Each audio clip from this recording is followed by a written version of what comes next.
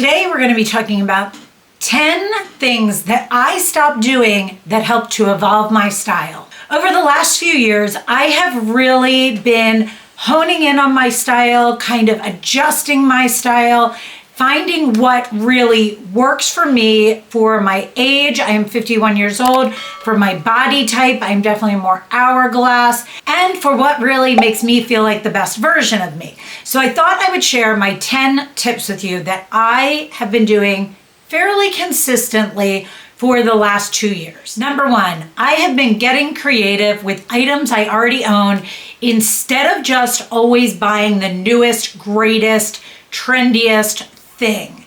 And that's a little bit of an adjustment period for me because I do love to shop and I do love to see the trends, but I have learned that they don't always work for me. And with that, I a lot of times have been taking more a style I see, an image I see, an influencer's outfit I see, and then adjusting it either with items that I already have in my closet, or if it's really an item that I feel like there's a hole in my wardrobe, maybe looking for an item that fits if it's going to be something that I can wear year after year, time after time, and that really kind of speaks to me. Number two, keeping something that is just okay. I have learned if it is just okay, I am not going to grab for it on a regular basis. So I try to make one of two decisions on a piece that I'm not sure about. And that is either, can it be tailored to work for me and then I will wear it? And if not, it needs to be donated or sold. Number three, I have stopped criticizing my body. I am stronger now through strength training. And I've learned that my body at this age is a work in progress. It is always changing. So I have learned how to best dress my body the way it is now and then adjust things to make me feel the most confident. Number four, I have stopped watching clothing hauls through other influencers. I just have realized, and I've stopped doing them myself if you've noticed here on my channel. I have focused more on tips and tricks to help you elevate your style than showing you just another thing to buy and another thing to buy. And that really just hits home with me and makes me feel really good sharing with you things that have worked for me, and I hope they may work for you. If there is a tip that you have heard me talk about that really just gave you an aha light bulb moment, I'd love to hear about it in the comments. But with that kind of stopping to watch clothing hauls and things like that, I also in that same realm stopped following influencers that were in their 20s, that were not my body shape, that just were chasing that newest and greatest trend as well. I've really kind of started following people. Let me know if you guys would like to see a video about this. But following people that are in my age range, that are my body type, and that really kind of make me feel better, don't make me feel like I'm missing out on something. Number five, this one was a little bit tough for me and maybe a little bit of a struggle with Nordstrom anniversary sale too, but that is buying an item because it is cheap or because it is on sale. I used to find trends or see someone talking about something and I'd be like, yes, I need that. And I would buy, if it was an expensive thing that I wasn't sure how often I would wear it, I would buy a less expensive version. Or if I saw something on sale at a store that I was just kind of okay about, again, wasn't something that really brought me joy or filled a hole in my wardrobe, I was buying it just because it was on sale. And I have stopped doing that. Number six, I stopped caring about every new trend. If a trend is not for me, I have been skipping them.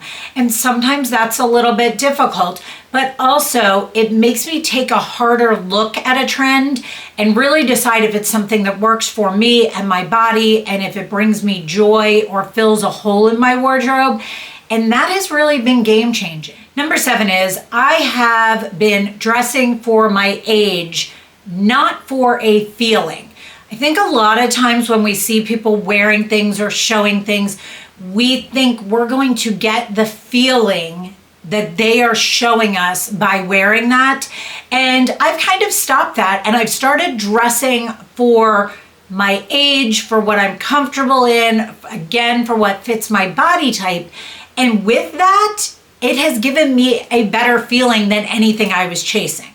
Number 8, this one's going to be tough for a lot of people, is I have stopped buying items on Amazon because everyone else has them. The same thing is true with Target.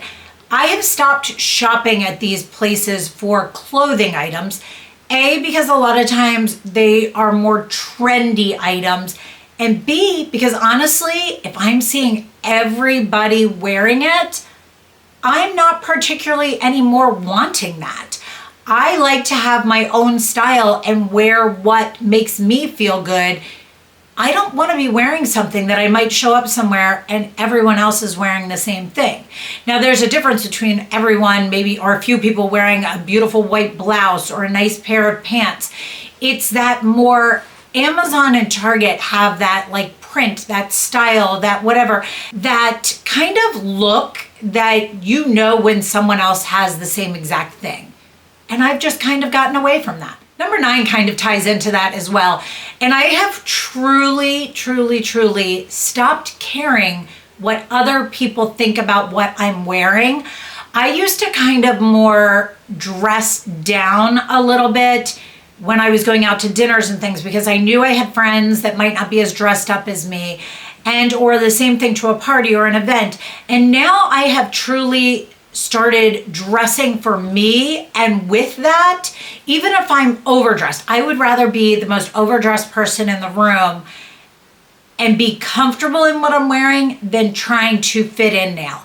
And that one took a little bit of playing with, but I've really just learned that trick of when I am wearing something that I feel like a great version of myself in, I stopped second guessing myself against what other people were wearing. And that was kind of a big one for me.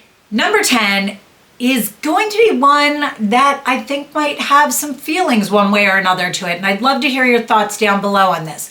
Number 10 was, I used to always hear people talking about, you know, you hear that statement of dress for the job you want, not for the job you have. Kind of that same thing of getting dressed every day and putting on a full outfit and feeling put together, you know, really made people feel great and feel like the best version of them. And so I always felt I have over the last 2 years really focused on doing my strength training, doing walks as much as I can during the day, and really moving my body, which has made a big difference for me in both the physical and mental way. And yet I was feeling bogged down by getting up, getting in my athletic wear, doing my workout, doing my walk, and then feeling like I had to get home to get changed, to get into a full outfit so that I felt like I was making use of my clothes or I was feeling more put together. And yet I have learned over the last year that if I buy good quality workout, athleisure, whatever word you want to use, clothing, I'm okay with being in that all day. I know a lot of people say, you know, if you get dressed and you go to the grocery store, everyone's always complimenting me because I'm so put together because they put on a full outfit. I have kind of learned that, like in the winter, I tend to live in a pair of leggings, a t-shirt, and some sort of sweatshirt. In the spring, summer, nicer weather, I tend to wear either, if it's rainy or not so nice out, a more cropped legging, or I wear a skirt. I wear some sort of muscle tee tank and or a sweatshirt or a zip up jacket if it's a layer that I might need. And with that, what I do is I've kind of learned this rule of 2/3. And it's 2 of 3 things: your hair, your makeup, and your outfit. And if my outfit is going to be more athletic wear, I still do my makeup. Now, not like full what you're seeing here. And I do have a video I will link down below on this look that I have done consistently for the last probably at least 8 or 9 months, but that's besides that. I do my hair, I do my makeup, and then I wear my athletic outfit because that's what suits me getting my movement in. And then I really don't feel forced. I don't feel as kind of like my brain running of, oh gosh, I have to get changed into real clothes to feel like I'm a productive person. No, I don't. As long as I have two of the three things, if I'm getting dressed but I don't have time to do my hair, I might pull my hair back into a slick back bun and put some makeup on. It's two of those three things at all times. And I have given myself the okay to not have to get dressed every day. And that has been a huge weight off of me daily. And for what I do, you might think, well, you have to get dressed to do all these things. I, again, as we talked about earlier, have really been enjoying giving people more tips and tricks, which don't necessarily require me putting together a full outfit. But then I also, when I am going out or I'm going to dinner or I'm doing something, I'm enjoying putting that outfit on even more. So those are the 10 tips I've really been using over the last couple years that I feel like have really evolved my style. And I would love to hear from you down below if there's one that really hit home to you or one that you're gonna start implementing in your life.